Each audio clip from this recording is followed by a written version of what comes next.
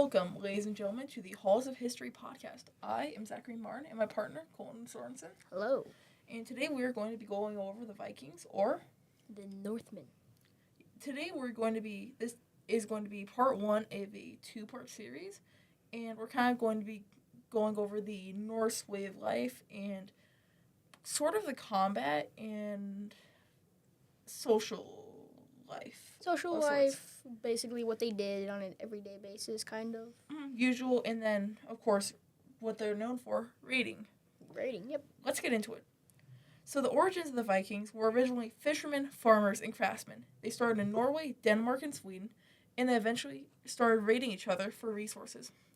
That all changed when Ragnar Lothbrok, I'm sure everyone has almost heard of him. Yeah. One of the most famous Vikings in history. He sailed to England. He discovered quotation marks England. And once that happens, they raided a small monastery.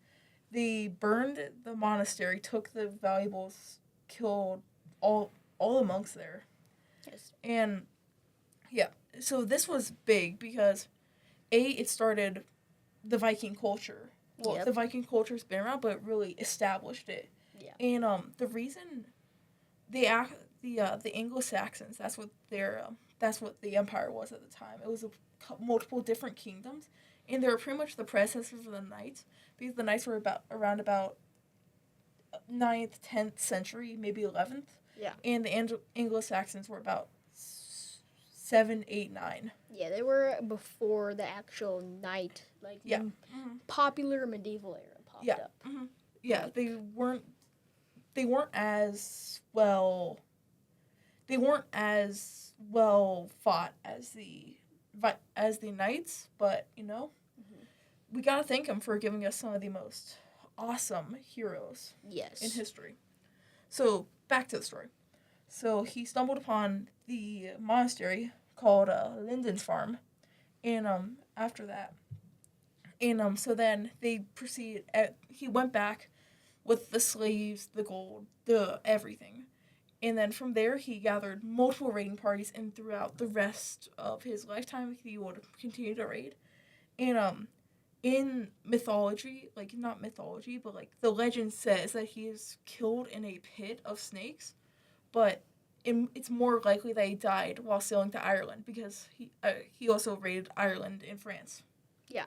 So, I mean, it's a long ways for the ships that they had. It's Instead of their our ships stuff. were extremely innovative and next level. Yeah. Because their ships, they had a shallow hull, so they could sail inshore, so they wouldn't get stuck, and they were also durable enough to handle the North Sea, which is one of the most dangerous oceans in the world. Yeah. So Ragnar, he had a couple children, but 3 of them, Ivar the Boneless, Sigurd Snake in the Eye, and Bjorn Ironside, would really grow up and really surpass their father. Yeah. Okay. We're going to get into that. These are some key figures in the... Yep. So we have Bjorn, as we mentioned. He was the son of Ragnar and his wife Åsling. He became king of Sweden in the late 9th century, and he raided along the Mediterranean Sea, France, England, as well as Italy, sometimes even Spain. He was on his way with his fleet, raiding South France, but along the way he lost 40 of his best ships and sailors, which really put a dent in his army. And he was known as a powerful and fierce warrior who could hold his own in his fight, and his name comes from, as you would expect, the strength of his arms, which were described as strong as iron. Wow. It's like, what do we call that? He's built different. Yeah, pretty much. Literally built different, because they nicknamed him Bjorn Ironside.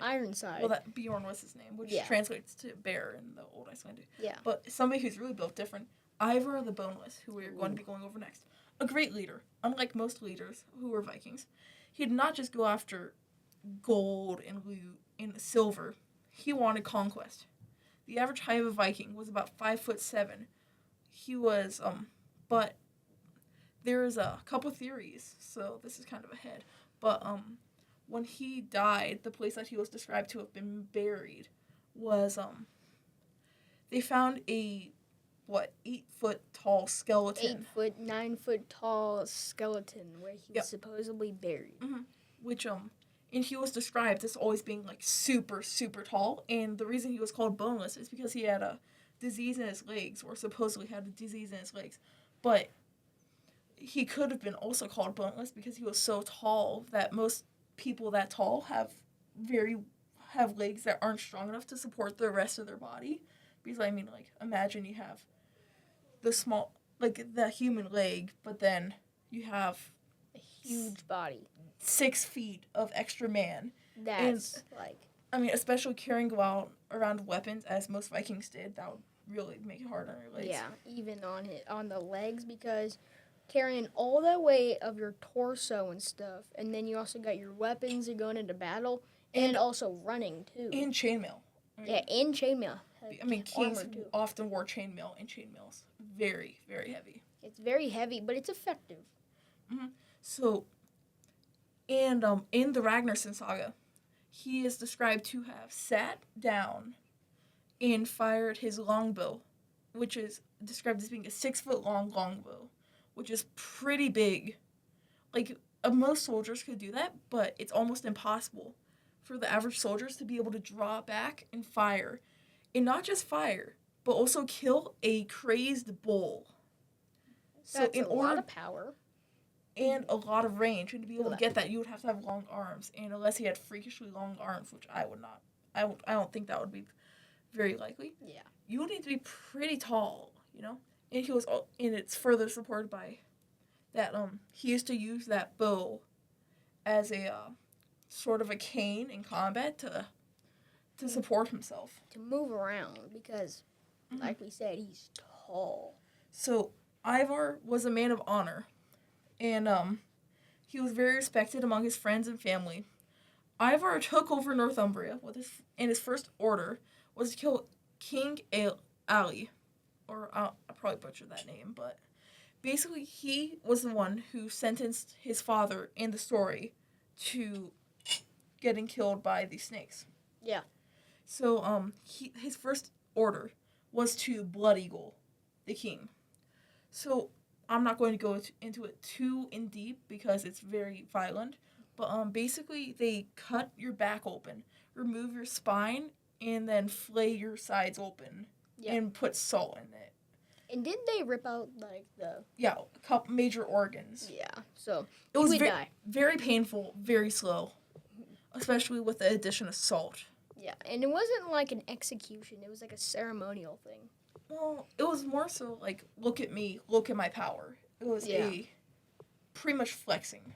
He's flexing how strong he is because he killed his own father. Well, yeah. Basically. His next attack was on the Mercian city called Nottingham. He attacked with his army and withdrew numerous times until eventually the city fell. So basically, he would go in, he would raid, and then as the tides began to shift, he would run away, come back, do the same, over and over and over, until eventually there was no soldiers left. Overwhelming force, basically, it's like getting attacked from multiple sides, because you think they're gone, then they pop up. It's like you think you're gone, you hit think and you're run. gone. Kind of like hit and run. Ivar was known for his brutal and creative executions.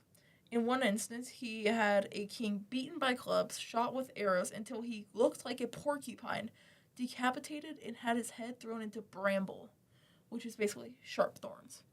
So very, very, very brutal and creative. Yes, very creative on his part, but it's very... Your imagination can get the best of you if you think about that. Yeah, he was quite the person. Quite the person, yes. His domain stretched all the way to Ireland before he mysteriously died. Though he killed many, he was ethnically tolerable and allowed many merchants to trade freely and become very wealthy. Yeah. Next up, we have He's Eric. Basically making a business. Yep. Next up, we have Eric Bloodaxe. He got his name for killing 5 of his 20, I believe, brothers to get a bigger inheritance. He Oh was my. he was described as being tall and handsome, but also cruel and violent. His surviving brothers were the big successors of his father, one of his brothers. Sorry. He became the major successor and took over as king. Eric wanted full control of where they were, which was Norway at the time. And so he raised an army and used that army to not just kill his brother's army and his brother, but also his half brother's army, which is a lot of armies. Oh yeah. And depending on how big his army was and their army. Mm-hmm. Yeah. Yeah. So he said to have slaughtered them and gained full control of Norway. Yeah. Impressive. Better than I could do. Yeah. I think better than anybody could do. I mean, with the modern militaries now, it'd be interesting, but on his part, that's pretty good. Yep. So now we're going to go over some of their tactics and their different kinds of like their ranking of troopers. So Yeah. Everyone knows the berserkers, powerful savage warriors who would use drugs to get into a frenzy and go berserk. As the name implies. The berserkers would wear bearskin pelts that they believed would allow them to gain the powers of a bear, which honestly, I won't be too surprised if that came out to be true. Yeah. Because they only craved will be put into small. They only craved battle and would be put into small divisions of troopers, and it would often be put in the front of armies to kind of be the front line, the spearhead.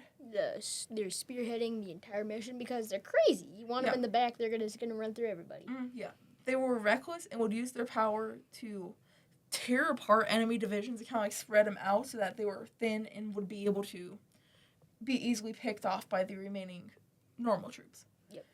And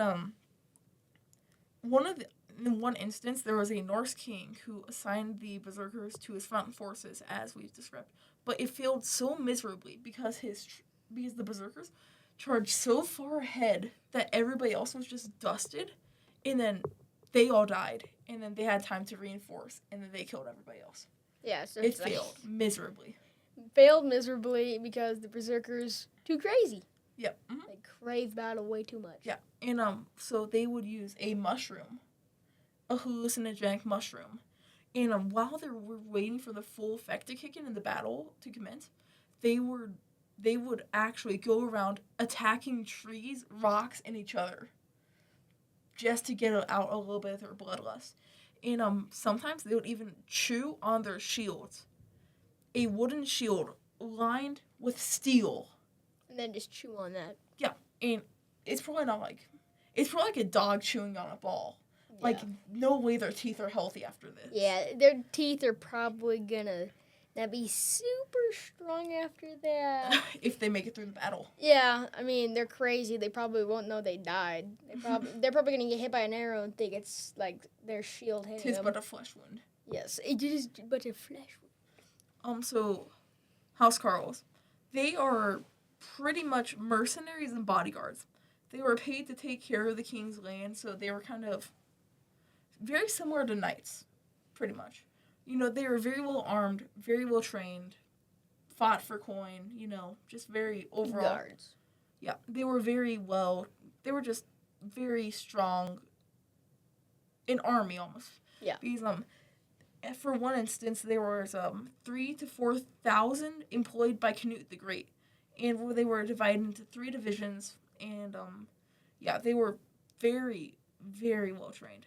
They had probably wielded swords, and swords, shields, full armor, helmets, and some of them even had their hilts, their steel hilts, wrapped with gold, which, I mean, very few people had swords. Yeah. I'm assuming even less had gold swords. Yeah. Imagine you're a guy and you roll up to a dude that has full kitted out metal and he has a golden chain wrapped sword, his hilt. Like, that's gonna not be good. Mm-hmm. I mean, there's a reason. They have enough money to do that. Yeah. It's their job. Jomsvikings were basically pretty much special forces of the Viking world. So they were fanatic in their belief of the gods, and their will was iron. They would do anything for enough money. They would do anything. And so when they weren't plundering and when they weren't raiding, they had a central stronghold. I don't remember quite where their stronghold was, but they had a central stronghold, and all of them would hold up there, and you cannot leave the stronghold for more than 3 days without orders. So they were really very. Oh, sorry. So they were very, very strict, but very some of the best warriors in the land. It's military now. Basically military nowadays. It's like you can't. You might be able to leave bases now, but you can leave bases, but these guys, they had to stay on base, which just shows how powerful they are. That you can't really have them leaving. Yeah, if you have them leaving, then if they get into a fight, yeah, nobody's making it out except them. No. Yep. Special forces. Okay, so the tactics of the Vikings. So the Vikings used many different forms of combat, including coastal sieges, castle sieges, shield walls, and guerrilla tactics. So the shield walls, unlike Roman shield walls, they use round shields, which are round. It's like circles. Yeah, and the Romans, they used tower shields, which are big rectangular shields that had no, if you put them together, it's like puzzle pieces snapping. Yeah, there's no gaps, but with the round shield, you were able to use spears and swords and stab through the gaps. So it's both offensive and defensive, whereas the Romans was straight defense. Yeah, because the Romans, they would just build up a wall, stay there. It was mainly for arrows. Yeah. To prevent against arrows, and and then coastal sieges. So their sieges often, they would pretty much ride in the waves, dock at shore, raid in the middle of the night, pillage, kill, loot, throw everything back on the boat, get out of there before reinforcements could be called. Yeah, it's trying to be as swift as possible, catch them off guard, capture everything, get rid of everybody, leave. Mm-hmm. Yeah. Their whole thing was to be unpredictable and swift. Yeah. But that slowly fell off as the armies started to become more. The Anglo-Saxon armies began to become. So, yeah. So they also did a lot of castle raids, which would basically consist of either them putting up ladders to climb over the walls and dispatching the archers, or using the battering rams and battering the door open. Yep. And in the early days, majority of these sieges went pretty well, but then later on down the road, when the armies became competent, they started falling off greatly. Yeah. And it became almost not even worth it to try. And that leads us to our next point of, first weapons. Most Vikings use spears, shields, and bearded axes. Bearded axes are basically, imagine like a fire axe, but with a metal curve. Yeah, a curved metal piece leaning down so that you can hook shields and pull them off of the guy, off of the opponent, and then be able to have an open attack opportunity. So yeah. Okay, so now it's on to our next point, the downfall. The Vikings had a very simple and easy to follow downfall. It started off with, like we said, the armies becoming more and more harder to fight because they just became more and more competent and better weapons, better armor. Slowly leading into the Knight era, the Holy Roman. And so that made it so that once the last raid, once nobody started raiding, then that's the end of the Viking culture. And majority of people were also converting, a lot of Viking people were converting to Christianity. Yep. Because, yeah. Yeah, it become popular at that point. Yeah, it was definitely catching hold, and especially when you're living in England. Yeah. Or Europe. Yeah. It's definitely when that's the main religion, you're probably going to start believing in that more and more daily. Yep. So, yeah. And they just went back to farming and fishing, and, yeah, once the last raid, I mean, from then on, it was just... Yeah. It was just back to fishing and that stuff. Mm-hmm. So, the conquest. What did the Vikings do before it was the end of their reign? Well, like I said, they went to Norway, Denmark, and Sweden during the 8th century.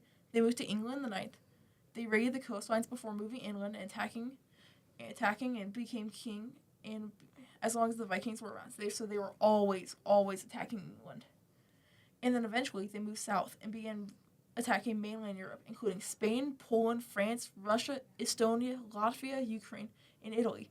They went north to raid Ireland, Scotland, and Iceland. They went to Greenland and were the first Europeans to visit North America. And they even swooped south to North Africa. Yep. So, what did the Vikings do? They raided, they pillaged, they conquered England, went down to Europe, and once there was nothing left to raid, the Viking way of life just ceased to exist. Yep. So yeah, that brings us to the end of the episode. We hope you liked it, and we'll hope to see you on our second episode, which will be about mythology. Yeah, the Norse religion. mythology. Okay, and we'll see you next time. I hope you go check out our other podcast after this one. The Akkadian Empire. Yeah, we have an Akkadian Empire one. It should be the first one out.